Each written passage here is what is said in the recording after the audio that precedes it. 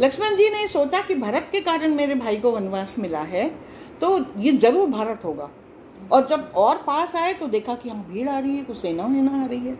अब वहाँ से गुस्सा हुए नीचे उतरे और रामचंद्र जी से कहा कि वो देखिए, हमने कहा था वो भरत राजा बन गया, उससे उसको संतोष नहीं है। अब वो जंगल में आ रहा है, वो सोच रहा है कि हम दोनों को मार देगा तो फिर निष्कंटक राज करेगा वो।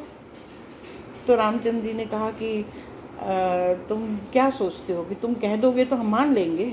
कहने आप खुद चल के देख लीजिए, मुझे दिखाई दे रहा है। तो उन्होंने कहा कि मान लो भरत आ भी रहा है, पहली बात तो वो यहाँ आएगा क्यों, और अगर आ भी रहा है तो उसका ये अंदाज होगा, ये तुमने कैसे मान लिया? देखिए यहाँ पे क्या चीज बताना चाह रहे हैं कि क्रोध में आप कोई भी गलत निर्णय ले लेते हैं।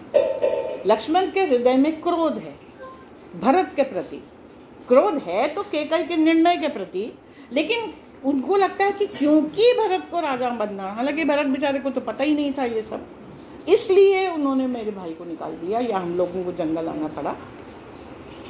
हालांकि आते वक्त सुमित्रा ने लक्ष्मण से ये भी कहा था कि जंगल को अयोध्या समझना और इन लोग को माता पिता समझना, कभी इस बात का दुख मत मनाना कि तुम जंगल में हो। रामचंद्र जी ने खुद ही कहा था, पिता दीन मोहि कानन राजू, राजा बनाया ना मुझे, अयोध्या का नहीं बताया, बनाया जंगल का राजा बना दिया।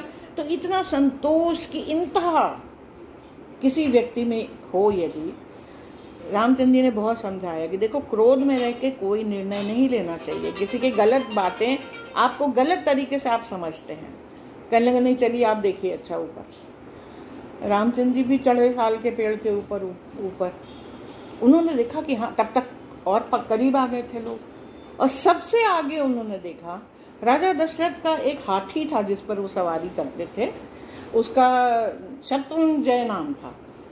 तो उन्होंने देखा कि अरे ये चाल से खूब बड़ा ह्यूज, एकदम खूबसूरत, एकदम राजसी हाथी था। मुझे अरे ये तो राजा दशरथ का हाथी लग रहा है, और वो डगमगाता हुआ पूरा, बड़े खुश हुए, लेकिन तुरंत ही उदास हो गए। लक्ष्मण ने पूछा क्या हुआ? अगर राजा दशरथ का हाथी है, अगर शत्रुंजय आ रहा है तो कोई खास बात होगी। तो राम बोले नहीं, मेरे मन में एक संशय है। कुछ दिन पहले सीता ने मुझे बताया था कि उसको एक स्वप्न हुआ था, तो परेशान थी। हमने पूछा सीता से क्या बात है, तो बोली मुझे आज स्वप्न में ने उद्विग्न कर दिया है, मैंने स्वप्न में माताओं को देखा। तो रामचंद्र जी ने कहा तो अच्छी बात है, स्वप्न में माता दिखी तो खुशी की बात है। कहती नहीं, लेकिन मैंने देखा कि तीनों माताएं सफेद परिधान में थीं और किसी के माथे पे सौभाग्य का चिन्ह नहीं था।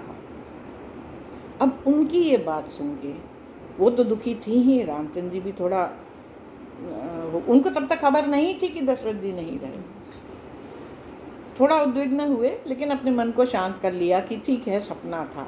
लेकिन जब ऊपर चढ़े और जब उन्होंने वो देखा, उसके मारे वो